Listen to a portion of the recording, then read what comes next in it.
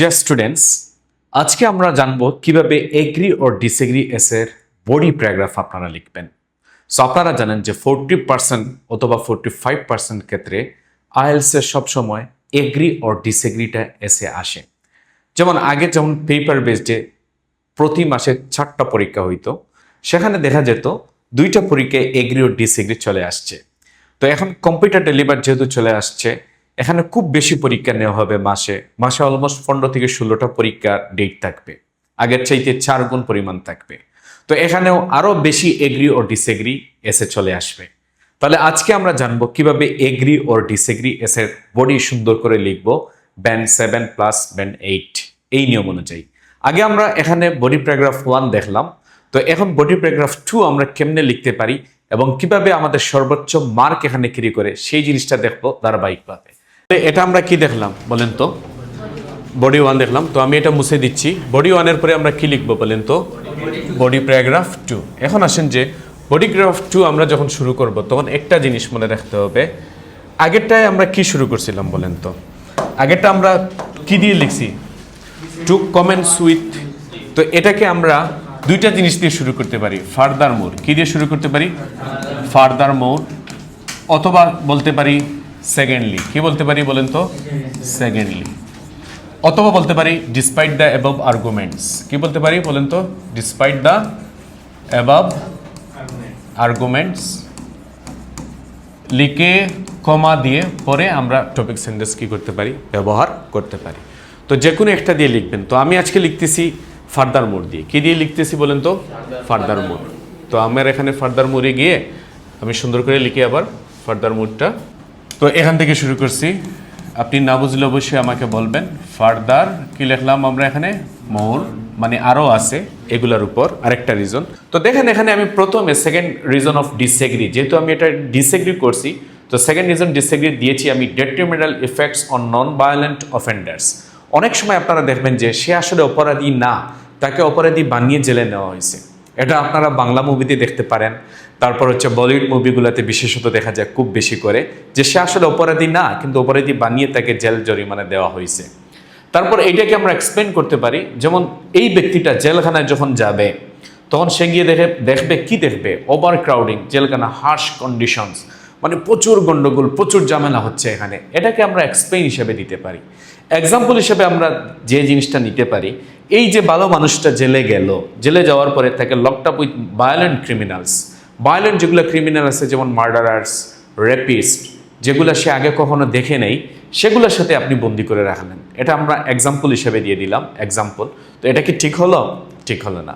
তারপরে দেখেন যে নাম্বার 4, এই যে পার্সনটা সে তো আসলে বেশি ক্রাইম জানে না, টুকটাক জানতেও পারে আবার নাও জানতে পারে। এই ভালো মানুষটা যখন সে উপরের যারা অপরাধী মানুষ, জেলখানায় গেলে কি সব ভালো মানুষ অনেক বড় বড় অপরাধী করে থাকে, ড্রাগস ডিলার থেকে থাকে, মার্ডারার থেকে থাকে, এগুলো জেলখানায় সব সময় মারামারি করে, এগুলা এরকম অবস্থা। তো এই সব মানুষের কাছে আপনি যখন জানবেন, আপনি কিছু জানেন না, হয়তো আপনি ছোট ক্রিমিনাল, কিন্তু বড় ক্রিমিনালের সাথে বসে থেকে আপনি কি জানবেন? কমিট সিরিয়াস ক্রাইমস, কিভাবে বড় ক্রাইম করা যায় সেটা আপনি শিখে ফেলবেন। তো দেখেন যে এক কথার সাথে আরেক কথার কি আছে? আমাদের মিল আছে, কোহেরেন্স এবং কোহেশন। কোহেরেন্স এবং কোহেশন জিনিসটা কি আছে? মিল আছে। আর যখন আপনি এই কথাটা সুন্দর করে বুঝিয়ে দিবেন তখনই আপনি ফুল নাম্বার নিয়ে আসবেন। তাহলে আসো আমরা লিখছি কি দিয়ে? কি দিয়ে শুরু করছি? ফার্দার মোর দিয়ে। জেল, এই যে আমরা বললাম জেল, তারপরে আমরা বলবো ক্যান, অফেন দিলাম আমরা, অফেন। তারপরে আমরা বলতে পারি হ্যাভ। এই যে ডেট্রিমেন্টাল ইফেক্টস, এই কথাটা লিখি আমরা। ডেট্রিমেন্টাল মানেটা কি? ক্ষতিকারক আর কি, ডেট্রিমেন্টাল ইফেক্টস। হ্যাঁ, এরপরে বলবো কাদের উপর? ইন্ডিভিজুয়ালের উপর। অন দা কি লিখলাম আমরা? ইন্ডিভিজুয়াল, মানে মানুষ, পার্সন আর কি, তারা। আর স্পেশালি কাদের উপর? তাহলে বলতে হবে স্পেশালি, হ্যাঁ, যারা নন ভায়োলেন্ট, তাহলে specially for non violent, non violent criminals, যারা কম ভায়োলেন্ট বা এরকম করে নেই, একটু চুরি টুরি করছে তারা আর কি। তো আমরা ফর নন ভায়োলেন্ট ক্রিমিনালস, এই হচ্ছে আমাদের টপিক সেন্টেন্স। তো টপিক সেন্টেন্সের পরে আমরা এইটাকে কি করতে হবে বলেন তো? এক্সপ্লেন করতে হবে। এবং এক্সপ্লেইনে আমরা কি বলছি?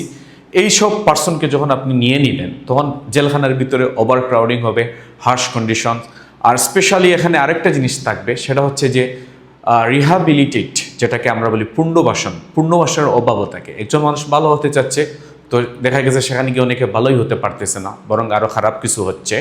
তো সেক্ষেত্রে আমরা বলতে পারি এভাবে। তো আগের বডিতে আমরা কি দিছিলাম? আগের বডিতে আমরা দিছিলাম দিস ইজ বিকজ বলে।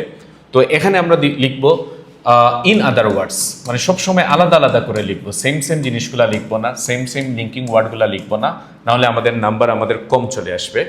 সো ইন আদার ওয়ার্ডস বলে আমরা বলবো এই কথাটা, ওই যে প্রিজনস, এই কথাটা আমরা বলতে পারি প্রিজনস আর নটোরিয়াস মানে হচ্ছে কুখ্যাত, খারাপ যে জিনিসটা সেটা নটোরিয়াস।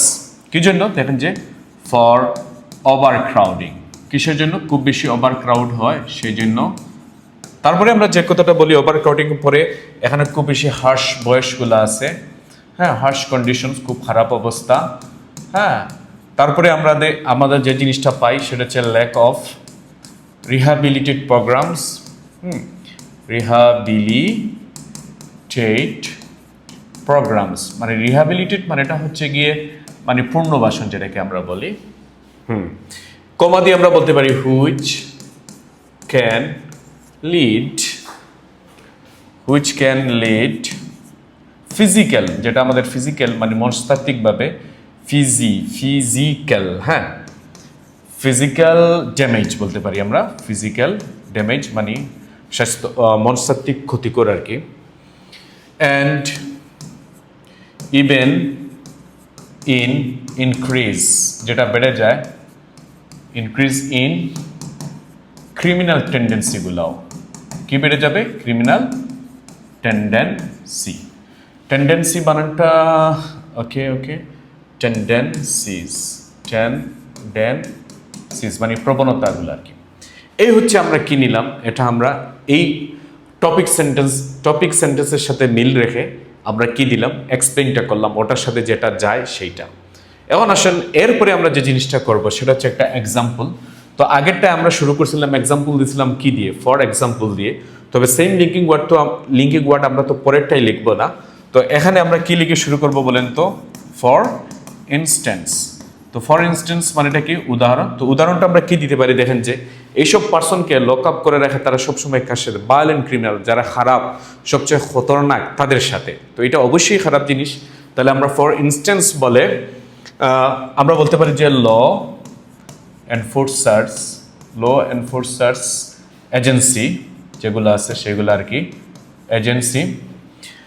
ইউজুয়ালি বলতে পারি, এটা বললে ভালো। ইউজুয়ালি, অফেন, এই যে এগুলা সরাসরি না বলে এইভাবে অফেন, ইউজুয়ালি, হ্যাঁ, টিপিক্যালি, এগুলা বললে ভালো আর কি। ল এনফোর্সার্স এজেন্সি ইউজুয়ালি মে, আমরা বলতে পারি মেটা আগে দিয়ে দিই, মে ইউজুয়ালি, এটা দিলে ভালো হয়। মে মানে 50% আর কি। মে ইউজুয়ালি লক আপ, এখানে লকড আপ হবে না, লক আপ হবে, লক আপ, হ্যাঁ, লক আপ দেম আর কি। দেম বলতে কাদের? ওই যে অফেন্ডার্স বোঝাচ্ছে। লক আপ দেম উইথ কাদের সাথে রাখে দেখেন আপনারা, এখানে আমরা বলতে পারি এরভাবে মার্ডারার্স, এদের সাথে রাখে। তারপরে বলতে পারি আমরা রেপিস্ট যারা আছে খারাপ তারা। তারপরে হতে পারে ভায়োলেন্ট, হ্যাঁ, ক্রিমিনালস, হ্যাঁ, অ্যান্ড অন্যদের সাথে, অ্যান্ড আদার ক্যাপিটাল, যারা সর্বোচ্চ শাস্তি পেয়ে গেছে, পানিশার্স, তাদের সাথেও কি তারা রাখে। এটা হচ্ছে আমরা কি দিলাম? উদাহরণটা দিয়ে দিলাম। উদাহরণের পরে আমাদের যে জিনিসটা সেটা হচ্ছে আমরা রেজাল্ট দিব। তো আগের বডিতে আমরা রেজাল্ট হিসাবে কোনটা নিয়েছিলাম? দেয়ার ফর, তার ফলে। তো এখানে আপনি দিতে পারেন অ্যাজ এ রেজাল্ট অথবা অ্যাজ এ কনসিকুয়েন্স। তো আপনি যেটা মনে করেন সেটা নেন। ধরেন আমি নিলাম অ্যাজ এ, কি নিলাম আমি? কনসিকুয়েন্স। তো অ্যাজ এ কনসিকুয়েন্স মানে হচ্ছে তার ফলে। তার ফলে কি হয় দেখেন তো? তো আমাদের এখানে এসে কমিট সিরিয়াস ক্রাইমস। এই যে গেল সে ছোটো ক্রিমিনাল বা একদম নাই ক্রিমিনাল হিসাবে, কিন্তু গিয়ে সে কি হয়ে গেল? বড় ক্রিমিনাল হয়ে গেল। তো বড় ক্রিমিনালকে বলা হয় পেটি ক্রিমিনালস। কি বলা হয়? পেটি। তাহলে আমরা বলতে পারি PETTY, পেটি। আপনারা আবার স্মল ক্রিমিনাল বলবেন না। যেমন আমরা আমাদের ভাইকে, বড় ভাইকে কি আমরা বিগ ব্রাদার বলি? বিগ ব্রাদার অনেক সময় যায়, কিন্তু ছোটো ভাইকে আমি কি স্মল ব্রাদার বলতে পারি না অ্যাকচুয়ালি। তো ছোটো ভাইকে আমরা বলবো কি বলবো বলেন তো আপনারা? ছোটো ভাইকে আমরা বলবো ইয়ঙ্গার ব্রাদার, আর বড় ভাইকে আমরা বলবো বিগ ব্রাদার না বলে কি বলবো? Elder brother. তো ছোটো ক্রিমিনাল আপনি কি স্মল ক্রিমিনাল বলবেন? এটা সাউন্ড খুবই খারাপ দেখায়। তো আপনাকে বলতে হবে গিয়ে কি, এজ এ কনসিকুয়েন্স পেটি বলতে হবে। পেটি মানে ছোটো, পেটি ক্রিমিনালস, হ্যাঁ। এরপরে বলতে হবে মে ইভেন নো, জানতে পারে আর কি, হাউ টু কমিট মানে ডু আর কি, করা আর কি, how to commit serious crimes, কি করে সিরিয়াস ক্রাইমগুলা সে জেনে ফেলে, হ্যাঁ। আফটার রিলিজিং ফ্রম, আচ্ছা আফটার রিলিজ না, আমি এভাবে কথাটা লিখতে পারি, হোয়েন, যখন তারা, হোয়েন দে আর বলতে পারে ইনসাইড মানে ভিতরে, ইন কোথায়, প্রিজনের মধ্যে, তার মানে আমরা বলতে পারি জেল। অথবা আপনি বলতে পারেন ইন ইমপ্রিজনমেন্ট, কি বলতে পারেন? জেলের আরেকটা জিনিস হচ্ছে ইমপ্রিজনমেন্ট। আচ্ছা যাই হোক, ওটা থাকুক। এই শেষ আমাদের কি পর্যন্ত আমরা লিখছি বলেন তো? রেজাল্ট পর্যন্ত। এই হচ্ছে আমাদের তীর রুল, যেটা আমরা সংক্ষেপে আমরা এর আগের ক্লাসগুলোতে ফার্স্ট ক্লাসে শিখছিলাম। তো প্রথমে টপিক, তারপরে হচ্ছে, যেমন আমি যদি আপনাদের সুন্দর করে জিনিসটা দেখাই, প্রথমে আমরা কি দিছি দেখেন, যে প্রথমে ফার্দার মোর দিয়ে আমরা টপিক সেন্টেন্সটা দিছি, হ্যাঁ। তারপরে ইন আদার ওয়ার্ডস, এটা দিয়ে কি দিয়েছি বলেন তো আপনারা? ইন আদার ওয়ার্ডস দিয়ে আমরা কি দিয়েছি? এক্সপ্লেন করছি। তারপর ফর ইনস্টেন্স দ্বারা আমরা কি দিয়েছি? রেজাল্ট দিয়েছি। তারপরে দেখেন যে আমরা লাস্টে এজ এ কনসিকুয়েন্স, এটা হচ্ছে এজ এ কনসিকুয়েন্স, এটা দ্বারা আমরা কি দিয়েছি? রেজাল্ট দিয়েছি। এই ফরম্যাটে আপনি লিখলে খুব সুন্দর করে আপনি বোঝাতে পারবেন। তার আরেকটা ফরম্যাট আছে তীরতা, যেটা আমি এটার জন্য না বলছিলাম আপনাদের আগে। এরপরে আসুন, যেমন আমরা এই পর্যন্ত আপনি লিখে আরেকটা লাইন আপনাকে এক্সট্রা বলতে হবে, আরো গাঢ় হবে, মানে আমি কি জন্য আবার ডিসএগ্রি করছি সেই জিনিসটা আরো বেশি গাঢ় হবে। তাহলে আমরা এভাবে বলতে পারি, এই জিনিসটা বললে হয় আবার না বললে হয়, কিন্তু বললে কিন্তু আপনার কি বাড়বে? মার্ক বেশি বাড়বে। তো সেই কথাটা আমি এভাবে বলতে পারি, আই বিলিভ দ্যাট, কথাটা এভাবে বললে বেশ ভালো হবে, I believe that this is A serious. তো একবার আমরা বলছি, তো সিরিয়াসের বদলে আপনি ফেইটাল বলতে পারেন। ফেইটাল মানে হচ্ছে মারাত্মক, ফেইটাল ওয়েস্ট অফ, যারা ট্যাক্স পে করে। দেখেন যে এই যে জিনিসগুলা যাদেরকে আমরা জেলের ভিতর নেই, তাদেরকে কে পালে পুষে? অবশ্যই আমাদের গভর্নমেন্ট টাকা পায় কোন জায়গা থেকে? গভর্নমেন্ট টাকা পায় হচ্ছে আমাদের কাছ থেকে ট্যাক্স নিয়ে। এই যে আপনি নিত্য প্রয়োজনীয় যেই জিনিসগুলা কিনেন না কেন, সবগুলাতেই আপনি ট্যাক্স দিচ্ছেন, ব্যাট দিচ্ছেন। এইগুলা থেকে যে লাভগুলা হয়, ওই লাভগুলা থেকে জেলের ভিতর যেসব অপরাধী থাকে ওদেরকে খাওয়ানো হয়, টাকার জায়গায় দেওয়া হয়। ইভেন ওরা যদি কোনো চিকিৎসা, ধরেন ও হঠাৎ করে অসুস্থ হয়ে গেল, তো এই জ্বর হলো বা বড় কোনো রোগ চলে আসলো, তো এই যে চিকিৎসা সেবা, যে ঔষধটা, এটার টাকাটা কে দিবে? এটা তো আর ফ্রি না। তো এই যে জনগণের টাকা থেকে যে ট্যাক্স বা ব্যাট আসে, সেইগুলো দিয়ে এগুলাকে পালাপোষা হয় এবং চিকিৎসা সেবাও দেওয়া হয়। তাহলে আসুন, যেমন আমরা বলতে পারি এইভাবে, I believe that this is a fatal waste of tax payers money. যারা ট্যাক্স দেয় সেটার মানিগুলা কি হয়? হ্যাঁ, সেগুলার মানি, এখানে একটা অ্যাপোস্ট্রফি দিতে হবে। ট্যাক্স পেয়ার্স কি বলবো আমরা? মানি। আর এই জিনিসগুলোর কারণেই আমি এই প্রশ্নের সাথে কি হয়েছি? ডিসএগ্রি হয়েছি। তো আপনারা শেষ পর্যন্ত রেজাল্টটা দিয়ে তারপর অবশ্যই এই কথাটা যেটা আমি বললাম, এই কথাটা প্রত্যেক বডির সাথে এরকম আপনার মনের মতো করে এটার সাথে বলে দিতে হবে। তাহলে আরো গাঢ়ভাবে আপনার কি হলো, আপনি বুঝতে পারলেন যে কেন এইটা ডিসএগ্রি করছি। তাহলে আসুন আমরা একবার পড়ে ফেলি। Furthermore, jail can often have detrimental effects on the individual, especially for non-violent criminals.